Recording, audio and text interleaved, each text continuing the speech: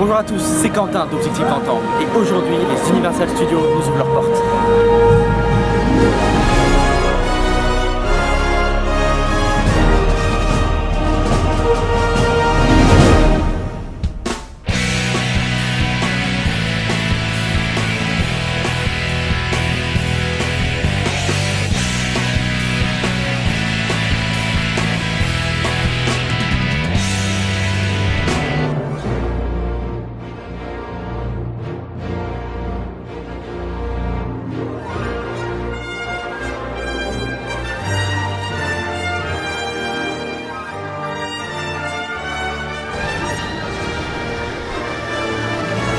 Des Dents de la Mer, de E.T., de Jurassic Park ou encore d'Harry Potter.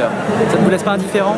C'est ici que ces œuvres ont vu le jour, dans les Universal Studios en Californie, qui est le plus vieux studio de production et de distribution américain encore en activité. Il fait partie des 6 plus gros studios du cinéma au monde. Il fait partie de ce qu'on appelle les majors du cinéma. Le premier studio de cinéma a vu le jour dans le New Jersey. C'est un petit local destiné à protéger les prises de vue, de la pluie, du vent et de la curiosité du voisinage. Son toit pouvait s'ouvrir en grand pour laisser entrer le soleil qui était indispensable aux prises de vue. Le studio était posé aussi sur un rail circulaire et il pouvait ainsi être orienté pour bénéficier au mieux de la lumière naturelle. Ce bâtiment qu'Edison avait appelé le Kinematographic Theater était aussi nommé familièrement Black Maria. En 1897, en France, c'est Georges Méliès qui se lance dans la réalisation de films de science-fiction, de fantasy, et il crée ainsi le premier studio français, ce qui va lui permettre de construire des décors et des accessoires factices.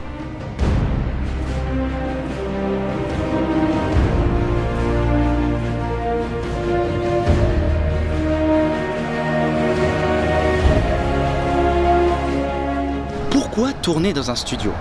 En fait, l'idée même de tourner en studio, c'est d'avoir la capacité de contrôler son environnement sur le plateau de tournage. On peut contrôler le temps, la météo, les décors. On ne prend même plus la peine d'avoir une autorisation de tournage, car on tourne à domicile. On a de l'électricité à volonté. Et tout se trouve à portée de main, car autour des studios se crée une véritable ville du cinéma.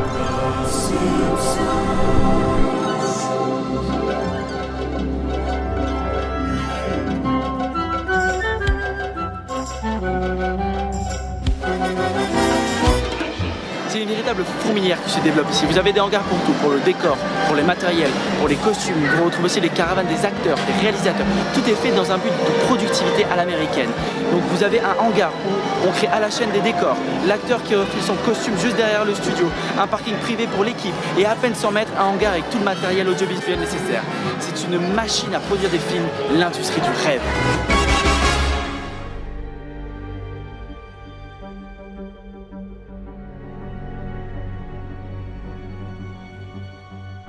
Maintenant, j'aimerais vous parler de quelques détails.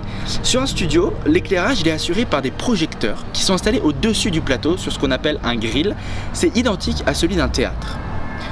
Certains studios sont aussi bâtis sur une fosse. Une fosse, c'est une sorte de piscine pour activer des effets spéciaux aquatiques, avec notamment des machines à remous.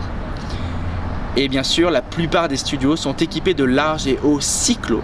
Ce sont ces fameux fonds unis qui peuvent être peints en bleu ou en vert pour servir le détourage des personnages et des accessoires de premier plan lors de la fabrication des effets numériques.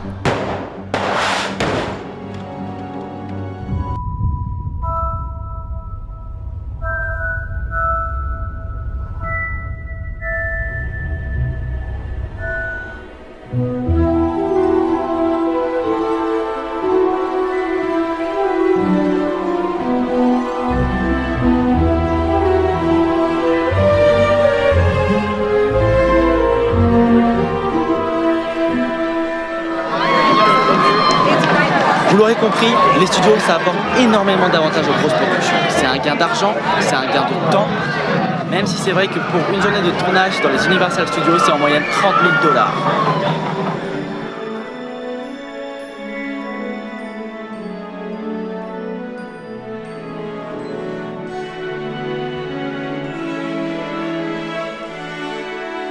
Le fameux chemin de traverse que nous retrouvons bien sûr dans Harry Potter, que nous nous retrouvons pour finir cette superbe aventure des Universal Studios.